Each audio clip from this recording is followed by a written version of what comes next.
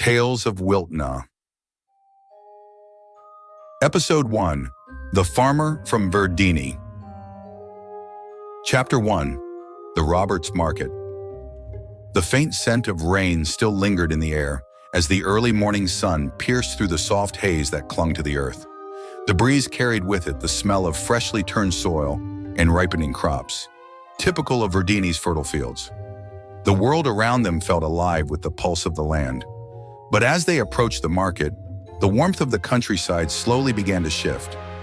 Gareth, a sturdy man with weathered hands and a warm smile, walked alongside his son, Emmerich, a bright-eyed boy who could hardly contain his excitement.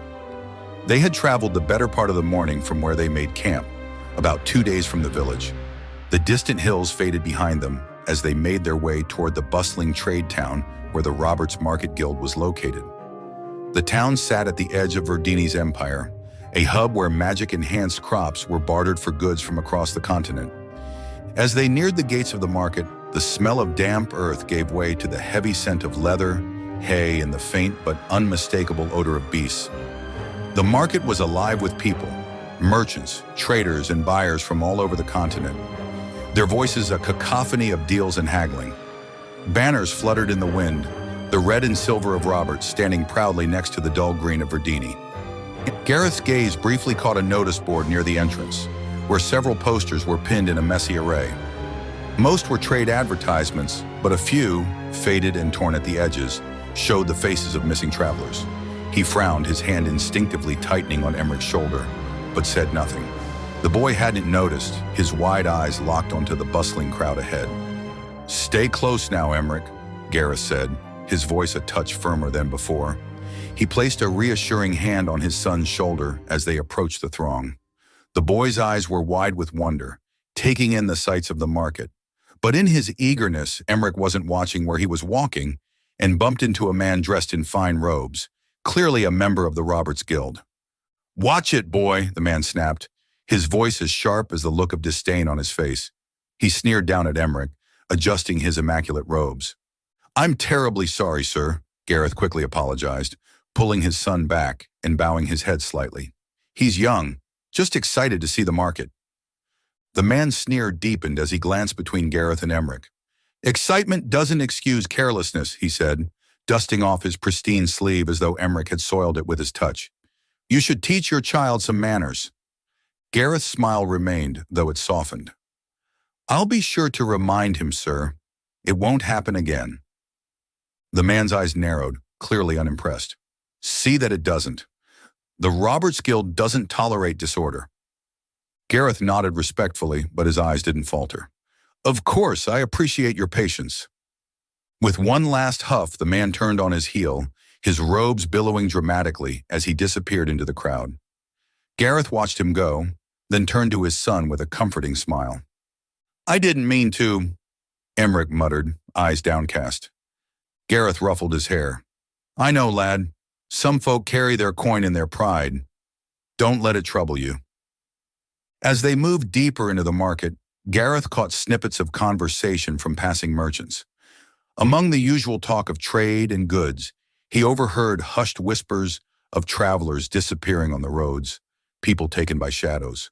He glanced down at Emmerich, making sure the boy was still close. He didn't mention what he'd heard, but his eyes stayed sharp, scanning the crowd with a new wariness. Emmerich glanced up at the towering stalls and bustling crowd. "Is this the biggest market in the world, Papa?" Gareth chuckled softly, pushing the uneasy thoughts from his mind. "No, this one's small compared to what the Roberts have. They've got markets in every faction and kingdom, all across Wiltnah. Some make this place look like a farm stall in comparison." Emmerich's eyes widened at the thought, the world suddenly feeling a lot bigger than before. Chapter 2. The Beast Market. The farther they walked into the market, the more the vibrant colors and fresh scents of the main square began to fade. The smell of charred wood and ash grew stronger, mixing with the unmistakable odor of beast, large, powerful creatures from the Wilton dominion. The clamor of merchants was replaced by the low growls and hisses of caged animals, and the air seemed thicker here, heavy with tension. Above them, the banners of Wilton hung next to the red and silver of Roberts, their dark, ancient designs casting long shadows over the stalls. The beast market was a place of power, where drakes and worms were sold to farmers and warriors alike. Emmerich hesitated, stepping closer to his father as they neared the beast cages. The beasts themselves were massive, muscles rippling under their scales, their eyes glowing faintly in the dim light. A few of the creatures snapped at the air, their chains rattling ominously. "Papa?" Emmerich whispered, clutching his father's arm, his voice trembling slightly. "They're big." Gareth knelt down again, his eyes warm but firm. "Aye, they are, lad. But remember what I told you. The beast tamers in Wiltnah know what they're doing. These creatures may look fierce, but they're trained well. We'll have a strong worm to help with the fields this season." He smiled and ruffled Emmerich's hair. "And just think how your sister will look up to you, riding back into town on the back of one." Emmerich's eyes widened at the thought, a small smile creeping onto his face. "Really?" "Really," Gareth nodded. "Now, keep your head up. We're here for a reason, and that's to bring back something that'll help the whole family." They continued through the beast market, the atmosphere darker and rougher than the lively squares they had passed earlier. Beast sellers lined the aisles, each one more intense than the last. Some shouted their pitches to eager buyers, soldiers, and warriors in particular. "See the strength of this drake," one seller bellowed, pulling at the chain of a massive creature that growled lowly. "Perfect for war. Nothing stands in its way." Nearby, a farmer stood watching a beast that was more docile but equally impressive. Another seller demonstrated the versatility of the creature, boasting about its endurance in the fields. "This worm can work the land day and night, strong, fast, and it'll plow your crops for seasons to come." Noticing this, Gareth led Emmerich toward the section where beasts suited for farming were kept. The sellers were more subdued here, though still tough and worn from their trade. The air was thicker here, tinged with the metallic scent of cages and the earthy smell of the beasts. The light flickered off the iron bars, casting long shadows that added to the feeling of being far from the vibrant heart of the market. As they walked, Emmerich's attention was caught by two hooded figures, talking quietly between the cages. He slowed his pace, catching a few words of their conversation. "I heard another one went missing last week, on the western roads. No sign of them. People are saying they were attacked by figures wearing black smoke," one of them muttered. "They looked human, but weren't." "Wearing black smoke?" the other whispered. "That doesn't make sense." Emmerich frowned, the words sending a chill down his spine. But before he could hear more, he realized Gareth was moving ahead without him. Quickly, he rushed to catch up, keeping the strange conversation to himself. Gareth's focus was on the beast now, his eyes scanning the rows until he spotted a magnificent blue worm. The creature was sleek, its scales shimmering like sapphire under the dim market lights. "This one?" Gareth murmured, his eyes widening in admiration. He stepped forward and gestured to the seller. "How much?" The seller grinned knowingly. 10,000 crowns. Gareth's face fell slightly. "I'm afraid that's a bit out of our range." Before he could say more, the familiar voice of the rude man from earlier cut through the noise. "Ah, perfect." The man stepped forward with a smug grin, glancing at Gareth. "I'll take this one for one of my estates. 10,000 crowns? A fair price." Gareth stepped back, watching as the man smirked at him. "Stick to your budget, farmer. Perhaps an amber worm would suit you better." The man walked away, leading the blue worm behind him. Gareth sighed but turned back to Emmerich with a small smile. "Let's see what else we can find." "Papa, what did he mean about the color?" Emmerich asked as they continued walking. Gareth chuckled, glad for the opportunity to teach his son more about the beasts that can be found around Wiltnah. "Well, lad, it's like this. The color of a worm or a drake tells you a lot about its strength. Amber's the weakest. Good for small farms, small town guard, nothing more. Then you've got green, they're stronger, faster, and a much more common find around Verdini.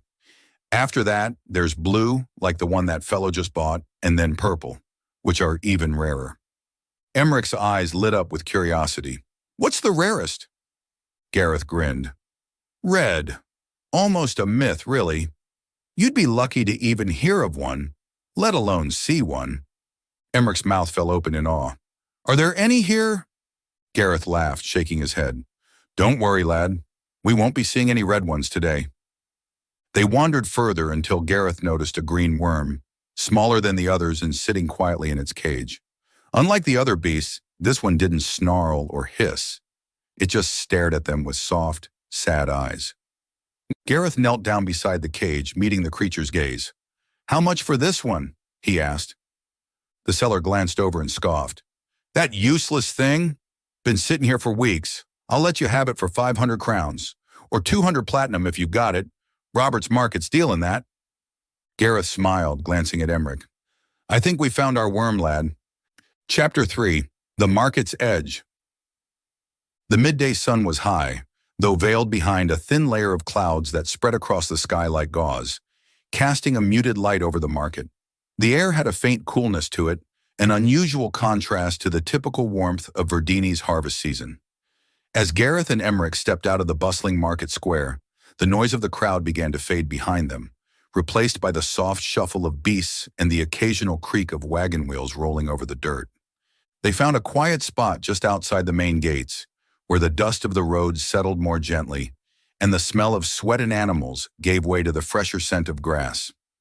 In the open space, the new worm stood patiently as Gareth fitted the custom saddle they had purchased earlier.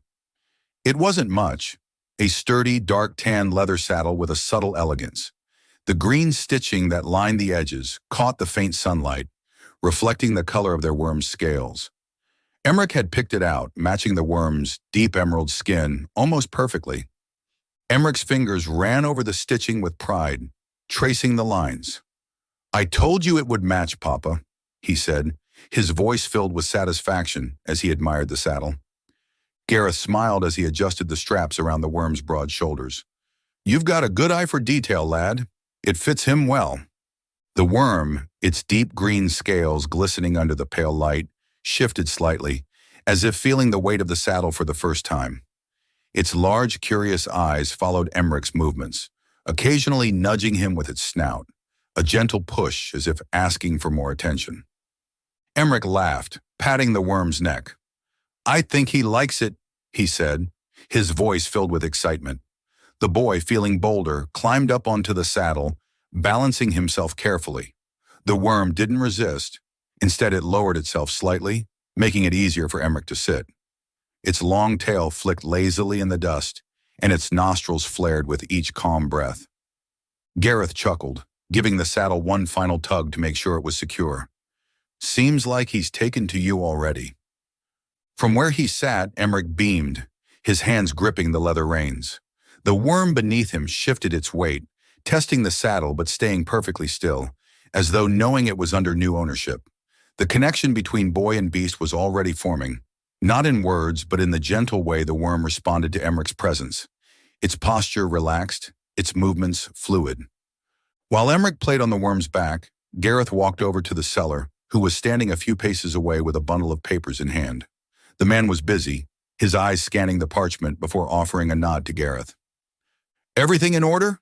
Gareth asked, keeping his voice low, though his attention occasionally flickered back to Emmerich and the worm. The seller handed over the papers, an ownership certificate stamped with the Roberts Market insignia, along with a few other documents. "Here's the training record," the seller said, tapping one of the sheets. "He's been handled well, but could still use some conditioning in the field. Basic commands, obedience, the usual. Name's Willow, though feel free to change it if you like." Gareth glanced at the name written in elegant script at the top of the document and smiled. "Willow's a fine name," he said, signing the papers with a quick, practiced hand. "He seems gentle." The seller nodded, though his face took on a more somber expression as he looked around the market's perimeter. "He is, but, well, careful on the roads. Dark times lately. Heard a few more folk went missing on the way to Ironhold last week. Roads aren't what they used to be." Gareth paused, the pen still in his hand. He glanced back at Emmerich, who was laughing as the worm nudged him playfully, completely oblivious to the undercurrent of unease hanging in the air. "I've heard talk," Gareth replied quietly, sliding the papers into his pack. "Something about figures on the roads?" The seller shrugged, though his eyes didn't meet Gareth's. Figures, shadows, no one really knows. Some say they wear smoke, others say they're bandits. Just well hidden. Could be anything, really. But people don't just vanish without a trace. Gareth didn't respond immediately, letting the weight of the words settle between them. The market had quieted significantly by now, the once bustling crowds thinning as the day pressed on. Somewhere in the distance, the call of a bird echoed faintly, but even that seemed muted. Best to keep to the main roads, the seller added with a weak smile. Stick close to other travelers if you can. Gareth nodded, though his mind was already moving elsewhere. Thank you, he said, his voice a bit more distant now. I'll keep that in mind. With the papers signed and everything in order, he turned back to Emmerich and the worm, his thoughts briefly flickering to the missing posters they had passed earlier. He didn't want to worry Emmerich, not now, not when the boy was so full of life, so full of excitement over their new companion. But the shadow of the seller's words clung to him, like a faint whisper he couldn't quite shake. Emmerich leaned forward on Willow's back, gripping the reins with small but confident hands. The worm's large, gentle eyes flicked up toward him, its tail swishing back and forth in slow, playful arcs. Emmerich laughed again, gently nudging the worm with his heels, mimicking the way he'd seen others ride. The worm responded, taking a few slow, measured steps forward, its massive claws digging into the soft dirt. The motion was smooth, almost as if Willow was testing the ground beneath him, careful not to startle the boy. There was something peaceful about the way the beast moved, steady, almost joyful, but not in a way that was overt. It was more in the way it carried itself, like it knew, instinctively, that it had found its place. Gareth watched from a distance, a small smile on his lips. Emmerich's laughter echoed softly through the air, but even that seemed quieter now. The breeze had picked up slightly, cooler than before, carrying with it the faint scent of smoke from the Wiltnah camps in the distance. The clouds overhead had thickened, darkening the light further, casting long shadows across the ground. But Emmerich seemed unaware of the shifting atmosphere. To him, this moment was perfect. The feeling of freedom as he sat atop their new worm, the gentle sway of the beast beneath him, the soft, snorting sounds Willow made every so often, like a contented animal adjusting to its new home. The worm's tail flicked again, stirring up a small puff of dust. It nudged Emmerich lightly with its snout, as if encouraging him to move again. Emmerich giggled, giving the reins another gentle tug, and Willow obeyed, stepping forward once more with careful, deliberate movements. Gareth's gaze softened as he watched the scene. For a moment, it was as though the world around them had faded, leaving only this small pocket of peace. A boy and his new companion, forming the beginning of a bond that would carry them through the seasons ahead. Gareth gave a soft whistle, signaling to Emmerich that it was time to go. All right, lad, let's get moving before the day slips away. He gently tugged at Willow's reins, the worm responding with a slow, graceful turn of its head. Emmerich grinned from atop the saddle, holding on tightly as the worm began to walk beside his father. The road ahead was lined with more travelers, some leading carts and others, like them, guiding beasts. The distant chatter of merchants and buyers was beginning to die down as the market faded behind them, replaced by the rhythmic crunch of dirt beneath boots and hooves. As they made their way out of the main thoroughfare, a pair of figures caught Gareth's eye. A brother and sister, young but with a certain sharpness in their eyes, were standing just ahead, adjusting the reins on their own beast. A stocky, amber-colored drake. The creature was shorter than Willow, with a thicker build and a muscular frame. Its neck was shorter too, but it had the same piercing gaze as Willow, a clear reminder of its close relation to the larger, more powerful dragons of legend. The brother, tall and lean, looked up and caught Gareth's gaze. He gave a friendly wave, his smile wide and easy. "Nice worm you've got there," he said, nodding toward Willow. His voice had an energy to it, a casualness that put Gareth at ease immediately. "Thanks," Gareth replied, giving a nod of his own. "Yours isn't too shabby either. Amber Drake, is it?" The young man grinned. "That's right. Picked him up just before you left the market. Name's Ash, by the way." He gestured toward his sister, who was busy fixing the saddle on their drake. "And this is Lyra." Lyra looked up from her task, her face lighting up with a smile that mirrored her brother's. Pleased to meet you both, she said, her voice a bit softer but warm. She gave Emmerich a friendly wave. Looks like your worm's pretty happy with you. Emmerich puffed out his chest a bit, clearly proud of his new companion. This is Willow. He's fast too, he said, beaming. Willow gave a soft grunt, as if agreeing with the praise. Lyra chuckled, glancing at their own Drake. Well, Brisk here isn't exactly fast, but he's strong, built for the heavy work. Gareth eyed the two creatures, noting the differences in their build. The worm was longer and more graceful in its movements, sleek and fluid, while the Drake was stockier, its legs planted firmly with each step, built for strength rather than speed. Despite Brisk's sturdy appearance, though, there was no mistaking the difference in power. Willow's green scales seemed to shimmer faintly, a quiet but unmistakable sign of the strength that lay beneath them. Even smaller in size, the presence of the green worm outmatched the amber Drake by a clear margin. Still, the Drake was no less impressive, and Gareth respected the choice the twins had made. Seems like a solid beast, he said, patting Willow's side affectionately. Though I'm glad we ended up with this one. Green's more suited to what we need. Ash nodded, his eyes sparkling with the same youthful excitement as Emmerich's. No doubt, Green's got more power, but Brisk will get the job done, no question. He gave the Drake's neck a solid pat, and Brisk responded with a soft, gruff snort. After a moment, Ash glanced down the road, his expression shifting slightly. Say, you two headed far? Gareth raised an eyebrow. A bit of a journey. Got to get back to our farm. Few days' travel.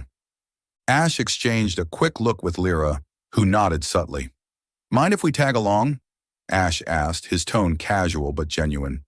Safer in numbers these days, what with the roads not being what they used to be.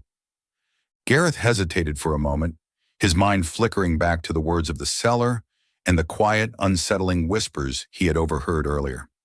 The roads were uncertain, and though he wasn't one to spook easily, traveling with others made sense. I don't see why not, Gareth said with a nod. Always safer with more eyes on the road. Lyra smiled, adjusting the reins on Brisk. Thanks.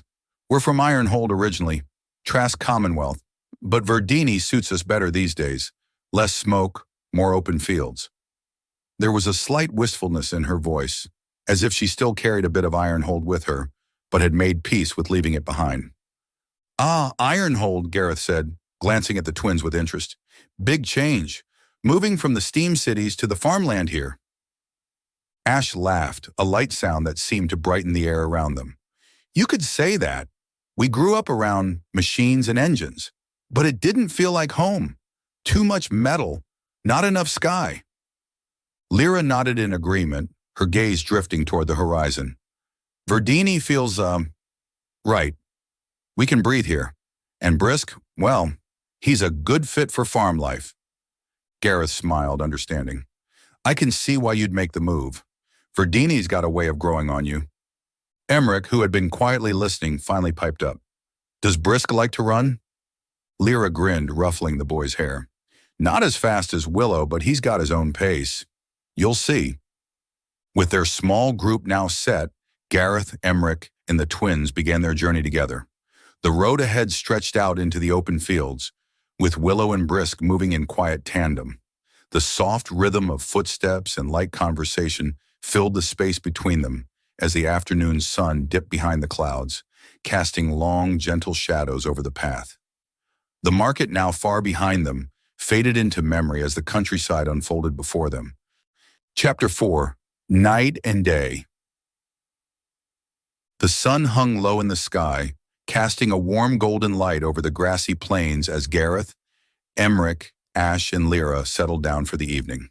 The soft breeze rustled through the tall grass, carrying with it the scent of fresh earth and leaves. As the day faded into twilight, the world around them began to quiet, save for the occasional rustle of the trees and the soft crackle of the campfire. Willow and Brisk rested just beyond the light of the flames, their massive bodies rising and falling with slow, steady breaths. Ash poked at the fire, sending embers floating up into the darkening sky. Ironhold? That place, he started, his voice trailing off as he stared into the flames. It's something to see, that's for sure. The engines. They don't stop. Everything moves there. Buildings powered by steam, entire districts lit up by the energy pulled from mana crystals, mined deep under the Grey Council's lands. Lyra nodded, her face softly illuminated by the fire's glow. The whole city breathes with the hum of those engines. It's mesmerizing in a way, but it's also suffocating. She glanced at Ash, who continued. Yeah, Ash agreed. You get lost in it. The machines make life easier, sure, but there's always that hum in the background. Always something running, something working. It's like the city never sleeps.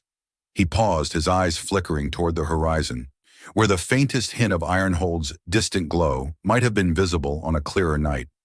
Mana crystals fuel everything. It's incredible, really. The Grey Council supplies the Commonwealth with them, and the steam cities thrive because of it. But it comes at a cost. Lyra's voice softened. You forget what quiet is, what the sky looks like without the smog, without the weight of the engines pressing down on you. She looked up at the stars now visible overhead. That's why we left. We needed this. Open air, real earth under our feet. Gareth nodded, understanding. Verdini's not like that. It's slower. Things grow here. Crops, people. You learn patience, and in return, the land gives back. Emmerich listened intently, his eyes wide. Do they have worms in Ironhold? He asked. Ash chuckled, shaking his head. Not like Willow, no. They've got drakes, sure, strong ones. They haul machines, run the factories, but they don't have the spirit your worm has. The beasts in Ironhold are just part of the machine, like everything else. Lyra smiled at Emmerich. Willow's special. Out here you'll find more like him. Beasts with heart. The conversation drifted into quieter topics, the firelight dancing as stories were shared of both worlds, of Ironhold's towering machines and Verdini's sprawling fields. But even as laughter and memories filled the night air, there was an undercurrent of unease. The wind shifted slightly, carrying a chill that wasn't there before, a reminder of the uncertain roads ahead. The next morning came not with a bright dawn, but with a gray, oppressive sky. The air felt heavier, damp with the lingering moisture of a fog that had yet to fully lift. The land around them, once vibrant and green, now seemed muted, as though the color had been drained from it overnight. Gareth, Ash, Lyra, and Emmerich packed up their camp in silence, their breath visible in the morning chill. The fire from the night before had long since died, leaving only cold ash behind. They saddled up Willow and Brisk, the beast seemingly unaffected by the change in the air, and set off down the road. The path ahead was winding, flanked by tall grass and the occasional outcropping of trees. For a time, the only sounds were the soft clatter of hooves and claws on the dirt road, the rhythmic thudding almost soothing in its regularity. But as they continued, something changed. The air grew still, too still. Ash, who had been riding beside Gareth, furrowed his brow. Something's off. Gareth glanced over at him. What do you mean? Ash's eyes scanned the road ahead, narrowing as he spotted something in the distance. There. They all looked. Ahead, scattered along the roadside, were several dark shapes. At first, it was hard to tell what they were, but as they drew closer, the grim reality became clear. Bodies, 6 or 7 of them, were strewn across the path, their forms twisted and lifeless. Gareth's gut twisted. He signaled for them to stop, his voice low and tense. Stay here. Emmerich, wide-eyed and pale, gripped the reins of Willow tightly, the worm sensing the tension and standing still, though its tail flicked nervously. Gareth dismounted, moving cautiously toward the nearest body. A man in his late 20s, his clothes torn and stained with blood. His throat had been slashed, the wound deep and vicious. The earth beneath him was dark with congealed blood, but there were no signs of a struggle, no tracks, no disturbed ground. Just death. Gods, Lyra whispered, her voice barely above a breath. Ash joined Gareth, his expression hardening. This wasn't some simple robbery. Look at the wounds. Too precise. Too quick. He knelt by another body, this one a woman with a gaping wound across her chest. Her face was frozen in terror, eyes wide and unseeing. No fight, no chance. Gareth nodded grimly, his eyes scanning the scene. And there's more. Lyra pointed toward the edge of the path, her hand trembling slightly. There! Lying half in the tall grass, its body mangled and torn apart, was a large blue worm. Its once beautiful scales were dull, coated in dried blood. Its long body was ripped open, entrails spilling out onto the ground in a gruesome display. Its face was turned toward them, eyes wide but lifeless, its jaw hanging open in a silent scream. Emmeric's voice wavered. Papa, what happened to it? Gareth's mouth was dry, his thoughts racing. I don't know, son. Ash stood, his face pale but his mind sharp. These bodies... Look closer. He pointed to a patch of dirt just beyond the bodies, where the ground had been disturbed more recently. Those are fresh battle marks. Whoever did this, they've been watching. This whole scene, it's a trap, left to slow us down. They're waiting. Gareth's blood ran cold. He scanned the area, suddenly aware of how quiet it had become. The wind had stilled, and the sky above was heavy with dark clouds, as if the very air was holding its breath. They're still here, Lyra whispered, her voice barely audible, but full of fear. Gareth's heart pounded. His mind raced through the possibilities. Whoever or whatever had done this wasn't far. The bodies were meant to stop travelers, to lure them into stopping, into becoming the next victims. Chapter 5, Rebirth. We need to move, Gareth said quietly, his voice tight. Now! Gareth's words still hung in the air. We need to move. But before they could even gather themselves, the world around them shifted. The already quiet landscape fell into a heavy, oppressive silence. Not even the wind stirred. Then, without warning, they appeared. Figures that seemed to blink into existence, their forms swirling like smoke, but solid, humanoid. Eyes black as coal stared at them from hollow faces, and from their arms, blades, gleaming and sharp, emerged with a soft hiss. There was no time to react. One of the figures moved so fast it was as if it teleported, materializing directly in front of Gareth. Its blade slashed through the air, and Gareth barely raised his sword in time, the impact sending a jolt up his arm. Another figure appeared to his left, forcing him to spin, parrying a second strike just as vicious. Emmerich screamed, pulling Willow's reins in a panic. The worm reared up, snarling, trying to protect the boy, as another figure lunged at them, its blade catching the edge of Willow's scales and sending sparks flying. The beast roared, whipping its tail with enough force to send the figure stumbling back. But it was unrelenting, disappearing in a swirl of smoke before striking again from another angle. Ash was already in the thick of it, his sword swinging wildly, trying to fend off the attackers. Lyra fought beside him, her eyes wide with fear, but her strikes precise. But for every move they made, the figures countered twice as fast. Ash's blade clanged against one of their arm blades, sparks flying from the impact. But before he could even blink, another figure appeared behind him, its blade slashing at his back. He grunted in pain, stumbling forward as blood soaked his shirt. "Lyra!" Ash shouted, but his voice was drowned out by the chaos. Gareth could barely keep up. His sword clashed with one of the figures, but it moved too fast, vanishing into smoke before reappearing behind him. He swung blindly, the cold edge of a blade grazing his arm. His breath came in ragged gasps, his mind spinning, desperate to protect Emmerich, to reach him. But then it happened. One of the figures struck Ash with terrifying speed, its blade piercing clean through his stomach. Ash's eyes widened in shock, blood spilling from his lips as he was lifted into the air, impaled on the figure's blade. He struggled, his hands grasping weakly at the blade protruding from his stomach. Lyra screamed, her voice raw and filled with horror. Before anyone could move, another figure flashed past. Its blade cut through the air in a blur, slicing across Ash's abdomen. Blood splattered across the ground as the figure's hand tore into him, ripping his stomach open with brutal precision as it sprinted by. Ash's body convulsed, his mouth open in a silent scream before his eyes rolled back, and his lifeless body was tossed aside like a rag doll. Lyra froze, her sword dropping from her hands as she stood rooted in place, eyes locked on her brother's mangled form. Her lips trembled, words dying in her throat. She didn't even see the figure approaching her from behind. The blade slid through her back with chilling ease, the sound of metal slicing through flesh filling the air. She gasped, her eyes still fixed on Ash as her body crumpled to the ground, blood pooling beneath her.